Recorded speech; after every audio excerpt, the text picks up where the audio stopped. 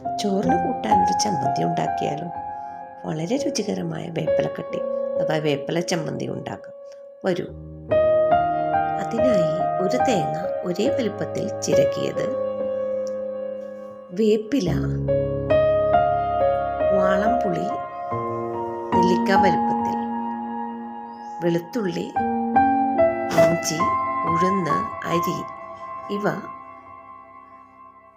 ചുവട് കട്ടിയുള്ളൊരു പാത്രം സ്റ്റവിൽ വെച്ച് ചൂടാക്കി അതിലേക്കിട്ട് അവ എല്ലാം നന്നായിട്ട് ഇളക്കി യോജിപ്പിക്കുക.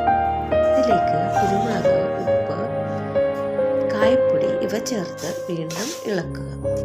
മുരിഞ്ഞു വരുമ്പോൾ മഞ്ഞൾപ്പൊടി, മുളക് പൊടി, മല്ലി ഇവ ചേർത്ത് വീണ്ടും ഇളക്കുക. ബ്രൗൺ നിറമാകുമ്പോൾ സ്റ്റൗ ഓഫ് ചെയ്ത് അതിലേക്ക് 1 ടേബിൾ സ്പൂൺ ശർക്കരപ്പൊടി ഇട്ട് വീണ്ടും ഇളക്കുക.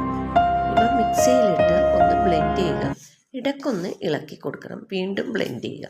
ഒന്ന് ക്രഷ് ചെയ്താൽ മാത്രം മതി, കൂടുതൽ അരഞ്ഞു പോകരുത്. അതിനുശേഷം അത് ഒരു പാത്രത്തിലേക്ക് മാറ്റി ചൂടാറാനായിട്ട് വയ്ക്കുക.